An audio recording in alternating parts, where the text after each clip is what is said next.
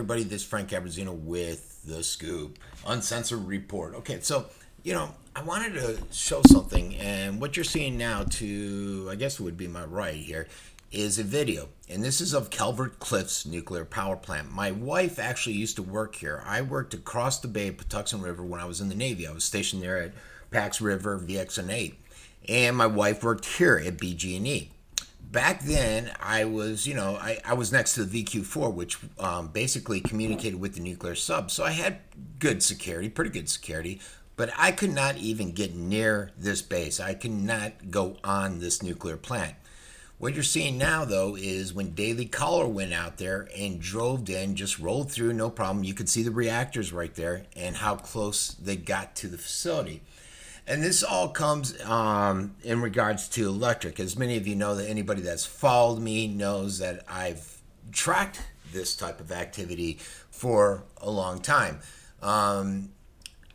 Again, when we were there, my wife would go through all kinds of checkpoints, and she had pretty high security and couldn't even get to even different sections within the plant. Used to have armed guards all around the place. Now, they tried to debunk this and said, well, that's nothing. It's not a big deal. We had them. We knew they were there the whole time, which they didn't. Now, this was back in 2014, 2015. I think that's a security person they just drove by. But it was a couple years ago, and I hope they've upgraded the security since then. But it brings together an alarming trend, and that's what I wanted to talk about a little bit today, because there's new reports out, and it talks about the power grid, and it's something that I've covered on a regular basis. I don't know if any of you guys may recall back a few years ago, I covered when in San Jose there was an electrical grid substation that was attacked. For about 19 minutes, they had 17 transformers that went down, and they went down because they were essentially surgically attacked by shooters. They basically just sat there and laid into this power facility. It was haphazard, but it did cause them some issues. It took about 27 days to get it back up and running. You can check it, Google it all you want. It's called Metcalf Transmission. The Metcalf plant, you didn't hear too much about it. MSM didn't really cover it that much back then. And shortly after that, there was another attack in Mexico, which brought down the electric even harder. And after that, they said, we got to look at something. They put together this congressional report. And the congressional report basically came out and said, yeah, we have problems. And they talked about EMP attacks. They talked about the grid. They talked about the fact that our transformer, and I found this very interesting. And again, you didn't hear a lot of coverage on it. Basically, we have these large transformers. They weigh about 820,000 pounds. And these transformers, if they're destroyed by some geomagnetic disturbance, like the sun lets off its flares and there's some disturbance, or an EMP attack, which we'll cover in a second, it's very much a possibility, or even a cyber attack. A lot of people don't think, cyber attack, we got the greatest security. Do we really? Do we really have the greatest security when it comes to cyber?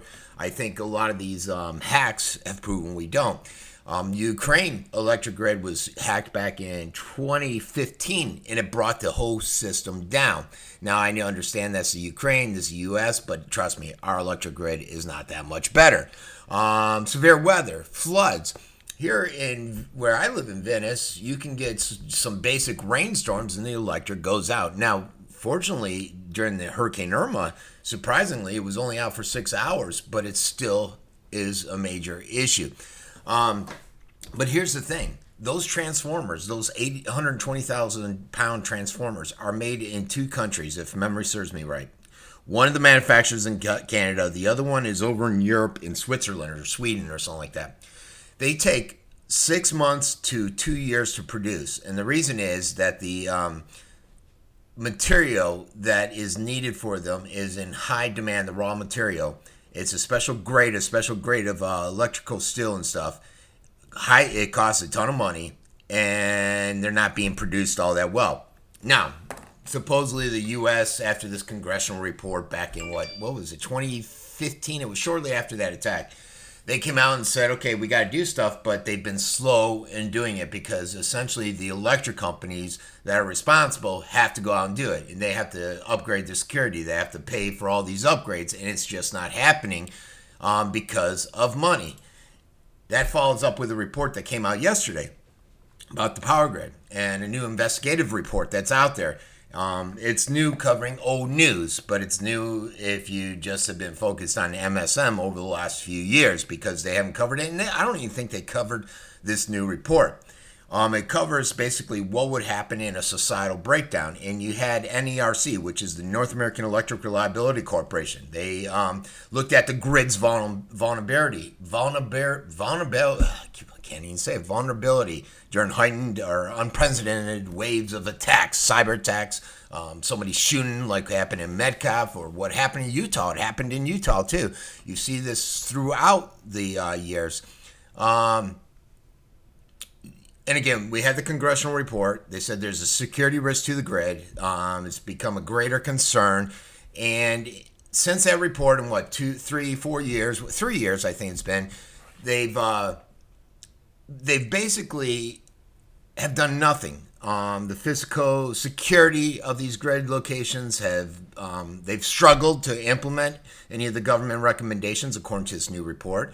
They show that they're moving at a slow pace to get these reforms, and that there's an increased threat of to our grid and the federal government's inability to get out there and warn of upcoming attacks, of anything that could impact our grid, and it's fueling more concern out there. Cyber attacks, you name it, EMPs, whatever it be. Rifle attacks, and I named Metcalf, but like I said, there was one over in Utah too. And in Utah, back in 2016, a transformer substation was brought down by a similar attack where they went out and they essentially shot at this transformer and brought it down, similar to what happened in San Jose and Metcalf. And again, these are just minor attacks, but what were to happen if there was a major attack? What would happen if there was some type of EMP against our system? And there's many reports out there, Wall Street Journal, you name it, a lot of credible MSMs that have done a report on the vulnerability to our grid by an EMP. And the U.S. Congress has been informed that North Korea does possess the ability to execute an EMP. Now, they're saying, well, we're talking peace, the 10-year plan, all this stuff to merge with South Korea. We've heard all that news. What if it's hearsay? What if it's China? What if it's Russia?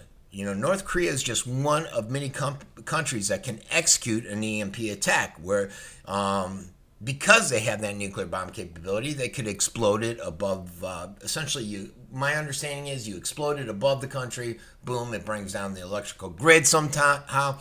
And they said if that were to happen, 98% of the Americans would die within a year.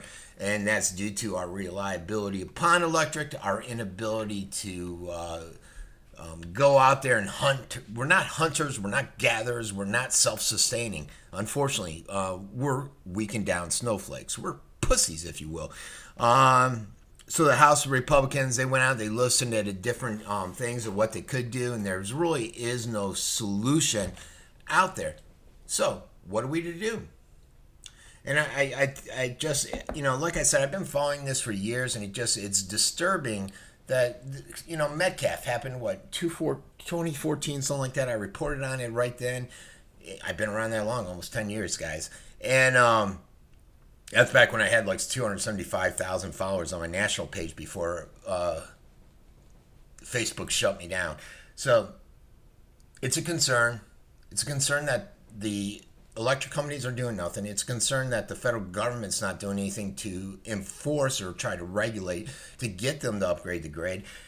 And we should all be alarmed. We are, without a doubt, vulnerable to cyber attacks. We are, without a doubt, vulnerable to the sun's flares, geoelectric magnetic storms. We are vulnerable to EMP attacks by any of these governments that we're pissing off.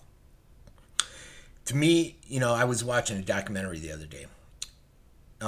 It was on World War II and how all the European governments wanted war. That industrial war complex was roaring.